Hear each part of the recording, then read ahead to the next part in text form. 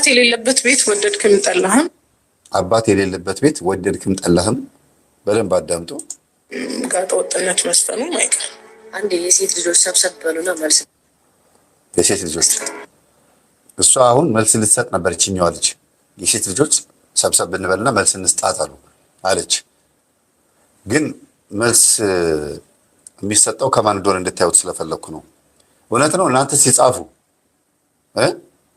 ወንድ የሌለበት ቤት ወደድክም ጠላህም ጋጠ ወጥነት ይበዛል ያለች እውነት ነው ወይስ ውሸት ነው? ሲጻፉ ፕሊስ የእውነት ጻፉ። እሺ እንደ ለጾታ እንዳታደሉ ወይም ደግሞ ለሆነ ለወደዳችሁት ሰው እንዳታደሉ ዝም ብላችሁ ጻፉና 85% የሚሆኑ በእስር ቤት ያሉ ወጣቶች አባት ከሌለበት ቤት የሚወጡ ናቸው ይባላል። 71% ከሃይ ስኩል ያቋረጡ ወጣቶች ብዙ ጊዜ አባት የሌላቸው ወይም ከአባታቸው ጋር ጥሩ ግንኙነት ያልነበራቸው ልጆች ናቸው ይባላል። አባት በሌለበት ቤት ያደጉ ወንድ ልጆች ከሌሎች ሰዎች 4 እጥፍ ድሃ የመሆን ወይም በድህነት የመኖር እድል አላቸው። አባት በሌለበት ያደጉ ሴት ልጆች ሳይቀር ከሌሎች ሴቶች በ7 እጥፍ በልጅነታቸው ወይም ቲኔጀር እድሜያቸው ላይ የማርገዝ ወይም ያልተፈለገ እርግዝና ውስጥ የመግባት እድል አላቸው። አባት የሌለበት ቤት ውስጥ የሚያድጉ ልጆች በጣም አግሬሲቭ የመሆን ኃይለኛ የመሆን ኢሞሽናቸውን የመግደል ብዙ ጊዜ ዲፕረስድ የመሆንና ራሳቸውን የመጣል ቴንደንሲ ሊታይባቸው ይችላል። ልጆች በልጅነታቸው ለመጀመሪያ ጊዜ እያዩት የሚያድጉት የመጀመሪያው ጀግና አባታቸው ነው ይባላል። ምናልባት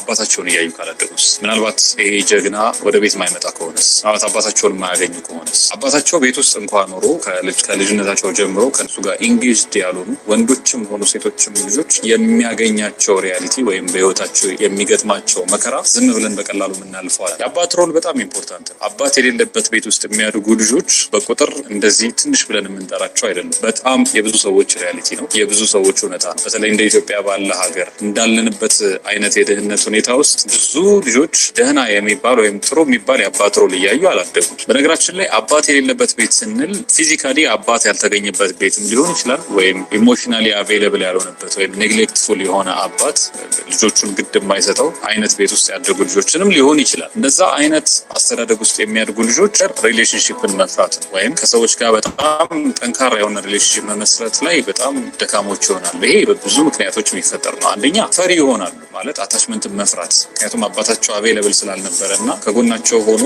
ፕሮቴክት የሚያደርጋቸው ሰፖርት የሚያደርጋቸው አካል ስላላገኙ ከሰዎች ጋር በጣም አታችድ መሆኑን ይፈራሉ። በመሰረቱ አታችድ መሆኑንም የሚፈሩት ጥሩ የአታችመንት ኤክስፒሪየንሱ ስለሌላቸው፣ በዛ የተነሳ በተሻለ አቅም ሰዎችን አቮይድ የሚያደርጉ ይሆናሉ።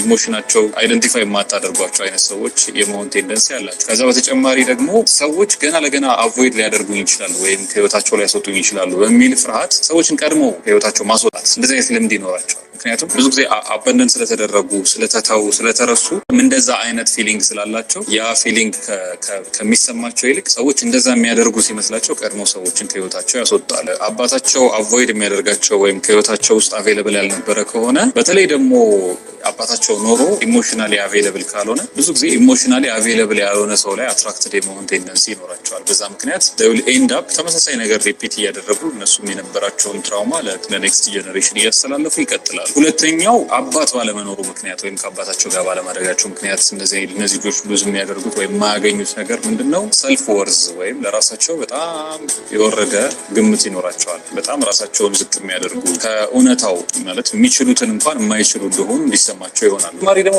በጣም ኢምፖርታንቱ ነገር ይሄ ጀንደር ሮልን ማምታታት ማለት ወንድ ከሆነ ማስኩሊን መሆን ምንድን ነው የሚለውን ክሊርሊ አንደርስታንድ አያደርግም። አብዛኛውና በጣም ኢምፖርታንቱ ከአባታቸው ጋር ባለማደጋቸው ምክንያት ሰዎች ከሚኖሯቸው ባህሪያቶች መካከል አንዱ ሬጉሌትድ ያልሆነ ትክክል ያልሆነ ወይም ወጥ ያልሆነ ባህሪ ይዞ ማደግ። አባታቸው አቬይለብል ስላልነበረ ፓረንታል ጋይዳንስ ስላላገኙ እነዚህ ልጆች ኢዝሊ ራሳቸውን ሳቦታጅ ያደርጋሉ። ማለት ሰው አታክ ሳያደርጋቸው ራሳቸውን አታክ ማድረግ ይጀምራሉ። ሌላው አግሬሽን በጣም ይኖራቸዋል። ሬጉሌትድ ያልሆነ ኢሞሽን ስለሆነ ያላቸው ወይም ስሜታቸውን በትክክል ኮንትሮል ማድረግ ስለማይችሉ አንዳንድ ያልተገለጹ ያልወጡ ግሪፍ፣ ሀዘን፣ የሆነ ቁጭት፣ አንገር ምናምን ይኖርባቸዋል። እንደዚህ አይነት ልጆችን ኢዝሊ ዲቴክት ማድረግ ትችላላችሁ። እናንተም ጋር ካለ አንዳንድ ያላወጣችሁት ኤክስፕረስ ያላደረጋችሁት ግሪፍ፣ አንገር ምናምን ካለ ፕሮባብሊ ይሄንን ወደኋላ ሄዳችሁ ማየት ይኖርባችሁ። ነገራችን ላይ ከአባታቸው ጋር ባለማድረጋቸው ምክንያት ልጆች ናርሲስት ሊሆኑ እንደሚችሉ ታውቃላችሁ። ማለት ለዛ ኤክስፖዝድ የመሆን እድል አላቸው።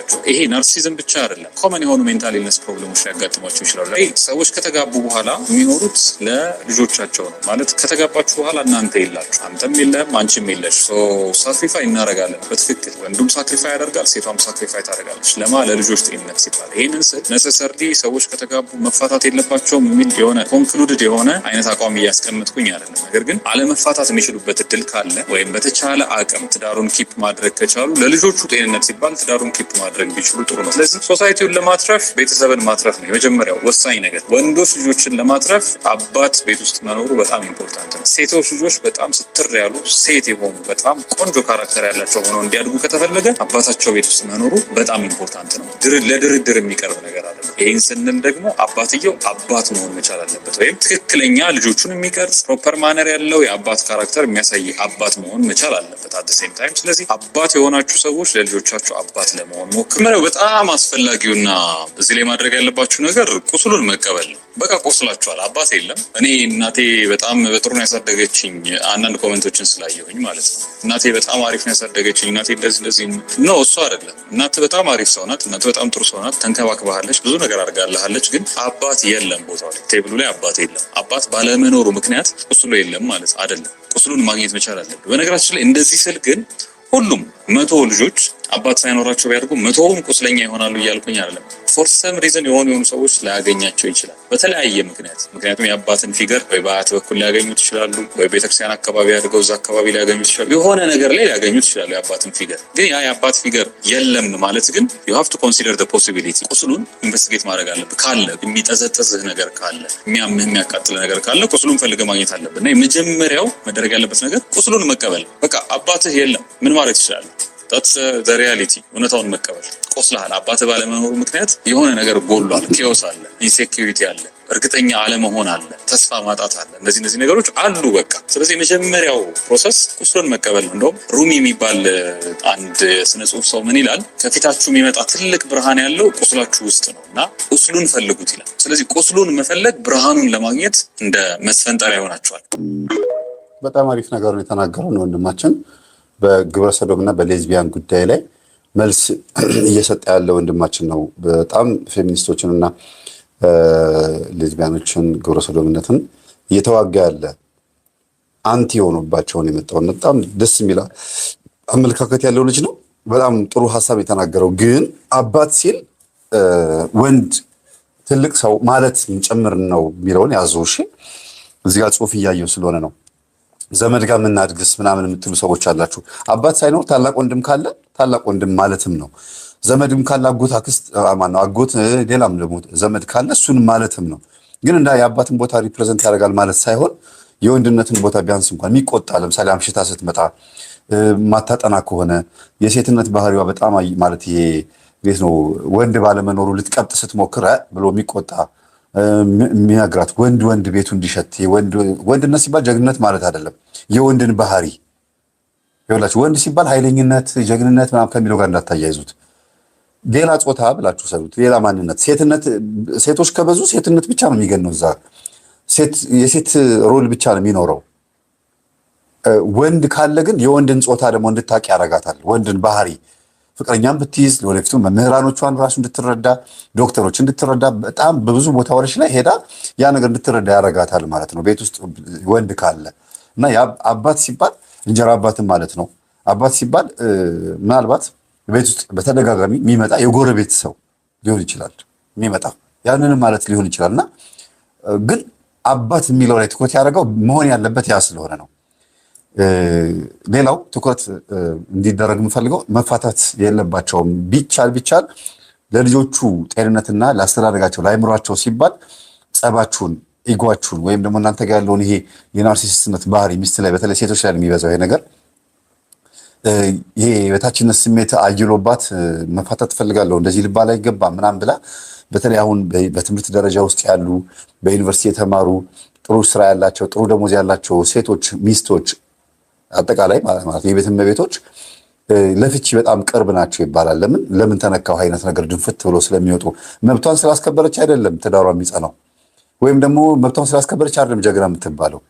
ታግሳ የእናቶቻችንን ባህሪ ስለቀላቀለችም ጭምር ነው ጀግና የምትባለው። እና ይሄ ግን እንዳይሆን ማን ነው ሲከላከል የኖረው ነው? ልጆች እንደዚህ አይነት ባህሪ እንዲኖራቸው አባት የሌለበት ቤት ውስጥ ሴቶች ምን አይነት ባህሪ እንደሚኖራቸው፣ ወንዶችም አባት የሌለበት ቤት ውስጥ ሲያድጉ ምን አይነት ባህሪ እንደሚኖራቸው ስለሚያውቅ ቀድሞ አባትን ወይ ያፋታል ያባረራል፣ ወይ ደግሞ ይገላል፣ ወይ ደግሞ ያሳምማል።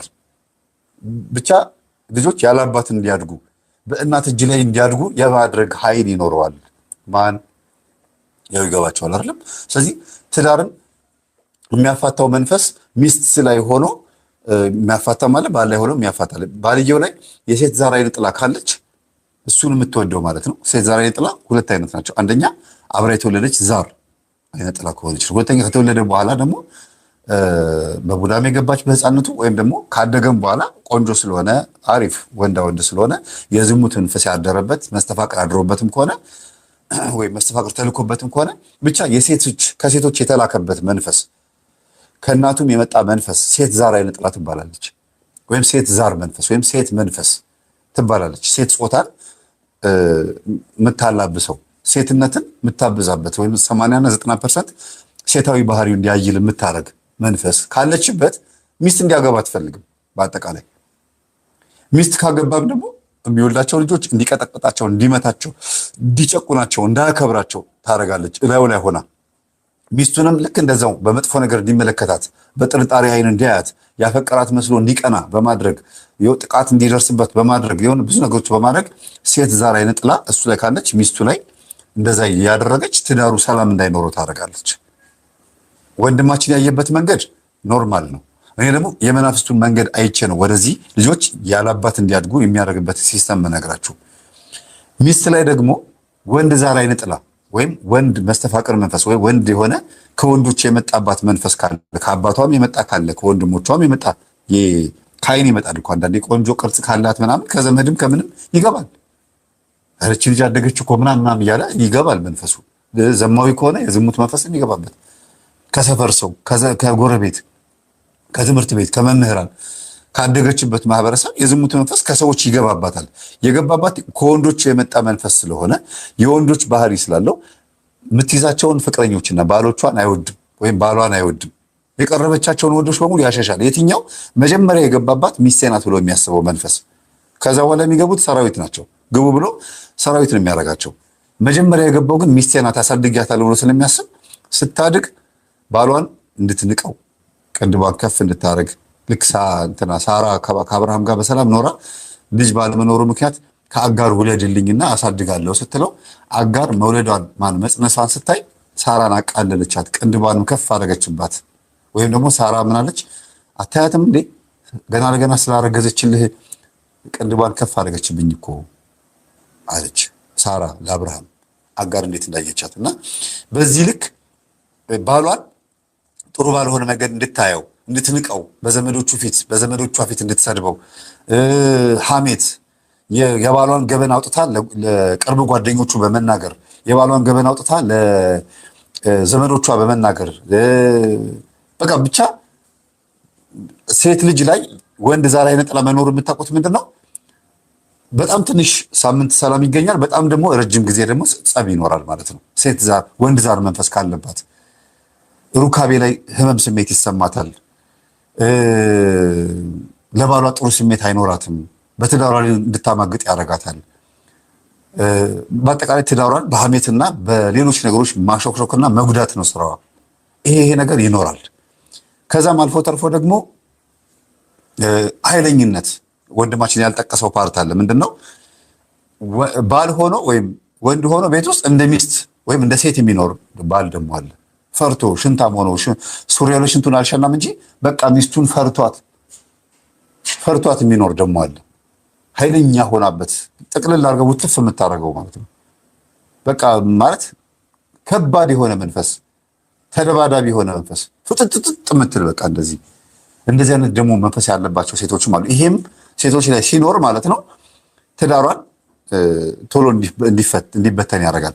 ከዛ ይሄን ባሏን ፈታ ሌላ ባል ስታገባ ያም ሳይስማማት ከሁሉም ግን እየወለደች ነው። 5ቱም 6ቱም ልጆቿ የተለያየ አይነት ከተለያየ ወንዶች የወለደቻቸው የተለያየ አይነት አባት ያላቸው ልጆች ታሳድጋለች። ልጆቹ የተለያየ አይነት ወንድ ባህሪ እያደጉ ነው የሚያድጉት። ይበላሻል ጭንቅላታቸው። አባት የሚባለውን ስሜት ሳያዩት፣ ወንድ የሚባለውን ስሜት ሳያዩት ሁልጊዜ እናቷ ስትጣላ ስትናቆር ነው የሚያውቁት እና ኮንፊደንስ አይኖራቸው። ናርሲሲስት ባህሪ የሚባለው ይሄ ነው። በጣም በብዛት እንዲያውም የሚያጠቃቸው ናርሲሲስት የሚባለው ምንድን ነው መስላችሁ? ኢጎ ፐርሰንቱ ከፍ ሲል ማለትም ነው ናርሲሲስት። ወይም ደግሞ የበታችነት ስሜት ከለሩን ቀይሮ በምን ሲመጣ መስራችሁ ናርሲሲስት ማለት ጥቅመኛ የሆነ አስተሳሰብ ማለት ነው። እናንተን የሚጠጓችሁ ናርሲሲስት የሚባሉ ሰዎች ወይም ደግሞ ግለኞች የሚባሉ ሰዎች ለጥቅማቸው ይቀርቧቸዋል።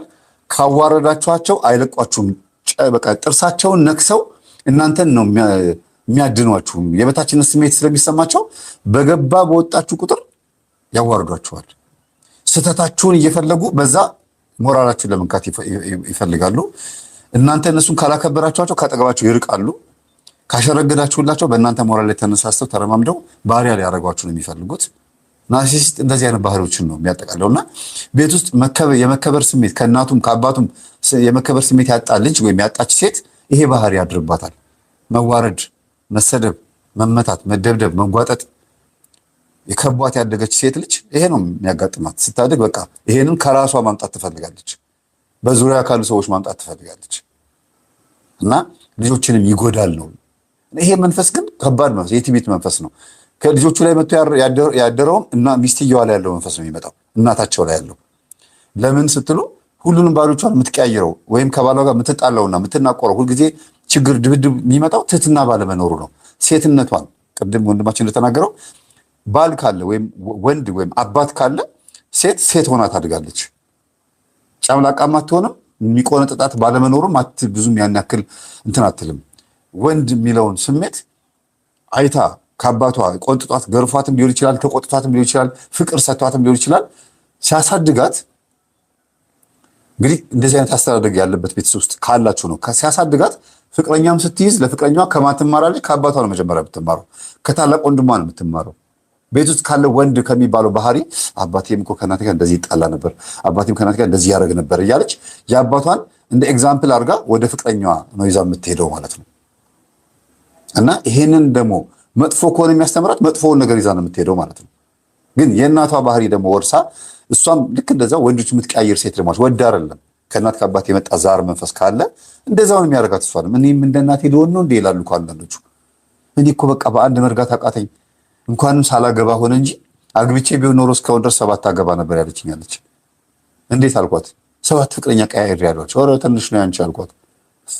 ከምሰማው አንጻር ትንሽ ነው ያንቺ አልኳት። መምህር ከአንድ በላይ እኮ ኃጢአት ነው። አዎ እንዴት 7 ሄድሽ? እኔ አላቅም እንዴት እንደሄድኩ አላቅም፣ ብቻ 7 ፍቅረኛ ነበረኝ አለች። 7 ፍቅረኛ ሳይሆን አንድ ፍቅረኛ 6 ወንዶችን ቀርቤ ነበር የሚባለው። ፍቅረኛ የሚባለው የመጀመሪያ ነው። ከዛ በኋላ የምትቀርቧቸው ለትዳር ከሆነ እጮኛ አይደል? ከዛ በኋላ ደግሞ ባል ነው የሚባለው እንጂ ፍቅረኛ የመጀመሪያ ነው ሁልጊዜ። እና ወደ ቁም ነገሩ ስንመጣ ወንድ የሚለው ጾታ ውስጥ ያለ ባህሪ ብቻውን ለምሳሌ በራሱ ብቻውን ቤት ውስጥ የሚሰራው የሚጠቅመው ጥቅም አለ። ያንን ጥቅም ደግሞ አጋንንትም ያውቀዋል፣ መላእክትም ያውቃሉ። ወይም ደግሞ ጠባቂ መላእክቶቻችን ማለት ነው። አጋንንት ይህን ባህሪ ስለሚያውቅ ሁልጊዜ መናቆር እንዲኖር ነው የሚያደርገው። ኢቭን ሴት ዛርና ወንድ ዛር መንፈስ እንኳ ባይኖርባቸው መተት እንኳ ከተላከባቸው ይህን ነገር ማድረግ ይችላል። አለያያቸው ተብሎ በጣም ፍቅር ያላቸውን ይጣላሉ ተብሎ የማይታሰቡ ቀን ስታዩት የባሏን ሸሚዝ አርጋ ሽንኩርት ትከትፍ የነበረች በየመንገዱ ወገብ ለወገብ ተያይዘው እየተላላሱ ሲሄዱ የነበሩ ድንገት ተለያዩ ሲባሉ ስትሰማላችሁ። መተት ነው። ከመጀመሪያውኑ ጀምሮ ለዝሙት የተገናኙ ከነበሩ ደግሞ ልክ ስለ ትዳር ማሰብ ሲጀምሩ ወይ እሷ ወይ እሱ ለምን እንደዚህ አናስብም ሲባባሉ በዛው ሳምንት ውስጥ ያለያያቸዋል። ለምን? ለዝሙት እስከሆነ ድረስ ያፋቅራቸዋል።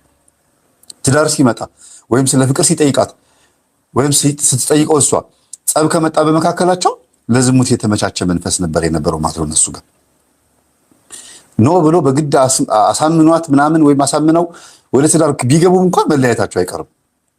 ምክንያቱም መጀመሪያ ኖ የሚል ስሜት አሳይታ ነዋሲያ በገንዘብ ያታለላት ያሳመናት ማለት ነው። እና ወይም እሷ ያሳመነችው። ስለዚህ እንደዚህ አይነት መናፍስቶች ብዙ ጊዜ ሰዎችን የሚጎዱባቸው 3 ነጥቦች አሉ። አንደኛ በዙሪያቸው ያሉትን ሰዎች ጓደኞቻቸውን ወይም እሱ እንዲመለከቱ ያደርጋል። እና እነሱ እኮ እንደዚህ ያላቸው እኔም እንደዚህ ሊኖረኝ ይፈልጋሉ ትላለች ወይም ይላል። ከእነሱ አንጻር መኖር ይፈልጋሉ ከሚያዩቸው ጓደኞቻቸው አንጻር። ሁለተኛ ቤተሰቦቻቸውን ያያሉ። ቤተሰቦቻቸው ወደዱን አልወደዱም ወይም ደግሞ የእኛን ፍቅር ወደዱት አልወደዱት የሚለው ነገር ውስጥ ይገባሉ። ከዛ ሳትፈልግ የቤተሰቦቿን ሀሳብ የምትቀበል መስላ እንድትሸሽ ያደርጋታል። በኋላ ስትለያይ እኮ ልታለቅስ ነው። አባቴ ያልወደደህም እናቴ ያልወደደችህም ወይም እናቴ ያልወደደችህም በብሔር እንደዚህ ነው ብቻ ምናምን ብላ ወይ ግልጽ ታወራለች ወይ ደግሞ በሆነ ነገር ታባረዋለች። ሁለት በሉ። ሶስተኛ ደግሞ አመለካከታቸው የራሳቸው አመለካከት ማለት ነው። ትገመግመዋለች። በፍቅር ጊዜያቸው ላይ የሚያወራውን ወሬ ያገኛት የት ቦታ እንደሆነ ናይት ክለብ ከሆነ ያገኛት ልክ እንደዚሁ ናይት ክለብ ሌላ ጊዜ ሲሄድ አሁንም ሊተወኝ ይችላል ሌላ ሴት አግኝቶ ትላለች። ዝም ብሎ ተሳቀልኝ ብሎ የሚቀባጠር የሚለፈልፍ እሷም ደግሞ እንደዚሁ የምትለፈልፍ ከሆነ እሱም ይገመግማታል። ቀድማ የጠየቀችው እሷ ከሆነች እኔን ደፍራ ከጠየቀች ሌላ ሰው ደግሞ ትጠይቃለች ብሎ ያስባል። እንደዚህ መስፈርቶች እንዲያወጡ አመለካከታቸውን ይደበላልቀዋል እና ከዛ በሚጣሉበት ሰዓት ላይ ድሮንስ እኔ አንቺን አላቀሽ ምናምን የት እንዳገኙሽ ረሳሽው እንዴ ምናምን ወይም እሷም አላቀህም አንተ ጓደኛዬ እንደዚህ አልካትም ይባባላሉ። ከዛ ለመለያየታቸው ምክንያት ይሆናል። የገመገመችውን ግምገማ የፈተሸችውን መፈተሽ ወይም ደግሞ ያስቀመጠችውን ዶክሜንት በምን ሰዓት ታወጣዋለች? በጸብ ሰዓት። ከዛ ያ በጸብ ሰዓት የመጣው ሀሳብ መለያ ምክንያት የሆነ ሰይጣን ያስቀመጠው ፋይል አሁን ተዘረጋ ማለት ነው። እና ብዙ ጊዜ ክፋት፣ መጥፎ፣ ተንኮል የሆነ ቂም ነገር በውስጣቸው አታስቀምጡ የሚባለው ለመሰላችሁ የሰይጣን መዝገብ ስለሆነ ነው። አውጡትና ተነጋገሩበት። አይ እኔ ይሄን ነገር አልወደድኩትም፣ ታሻሽላለህ አታሻሽልም እያልሽ ነው መሄድ ያለብሽ። አንተም እንደዛ ይሄ አለባበስ፣ ይሄ ሁኔታ ደስ አይልም፣ በቃ አሁን የኔ ሆነሻል አይደል? በቃ እኔ ይሄን ነገር አልወደድኩትም። ለማን ብለሽ ነው እንደዚህ የምትለብሽው? እኔ ካልወደድኩት እኔ ኮንኩ ፍቅረኛሽ ይሄን የምትቀቢው ነገር ይሄን ነገርሽ አልወደድኩትም ብላ መንገር ነው። ከዛ ለአንተ ብላ የምትተው ከሆነች ታፈቅርሃለች ማለት ነው። አንተ እሱን ነገር ስላልወደድከው ደግሞ ጥሩም ነገር ስለሆነ ለምሳሌ ቀሚስ ለብሳ ከሆነ ሱሪ ልበሽ ማለት የለብህም። አንተ መልካም የሆነውን ነገር እያሰብክላት በጣም በጎ ነገር እያሰብክላት ፊውቸርህ በጣም ጥሩ ሆኖ እያለ ከሆነ ልታከብር ትችላለች።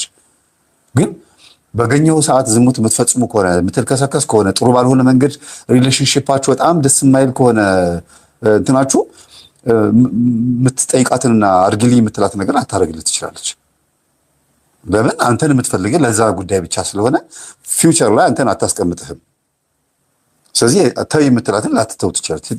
ስትፈልግ ጥንቅር በል ነው የምትል።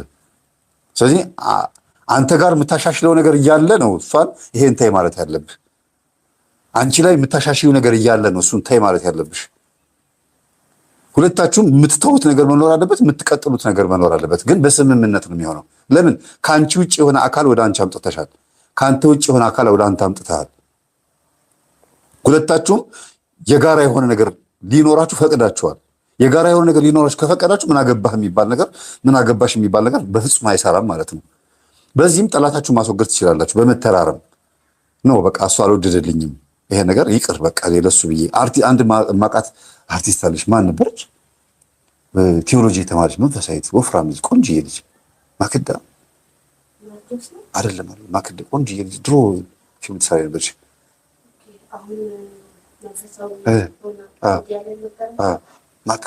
ማክዳ ነች አይደል? በጣም በቃ እሷና ሸዊት ሰይፉ ላይ ቀርባ የሰጠችው ኢንተርቪው በጣም ነው የሚገርመው። በቃ ባል ያልወደደውም ትቼዋለሁ ነው ያለችው። ስነ ስርዓት ማለት ይሄ ነው። ይላችሁ ባል ንጉስ ስለሆነ ወይም ኃይለኛ ስለሆነ አይደለም። በቃ የልጆቹ አባት ስለሆነ እና በቃ የምታከብረው የልጁ በቃ ምርጥ ሰው ስለሆነ ሰነፍም ቢሆን ይላችሁ ገንዘብ የማይሰጥም ቢሆን ምንም ቢሆን በቃ የልጆችሽ አባት ስለሆነ ልታከብሩ ይገባል።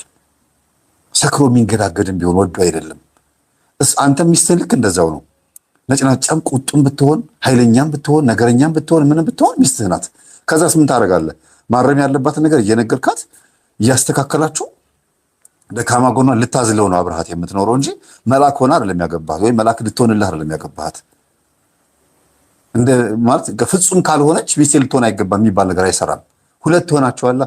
ሁለት መሆን ማለት ከኔ ባህሪ ውጭ ሌላ ባህሪ ደባል ሆኖ ቢመጣ እንኳን እንከባከበዋለሁ ወይ ደግሞ እዳበለዋለሁ፣ ይሄን ነገር ችለዋለሁ ብሎ ማመን መቀበል ማለት እኮ ነው። አዝሎ መዞር ማለት ነው ያንን ባህሪ።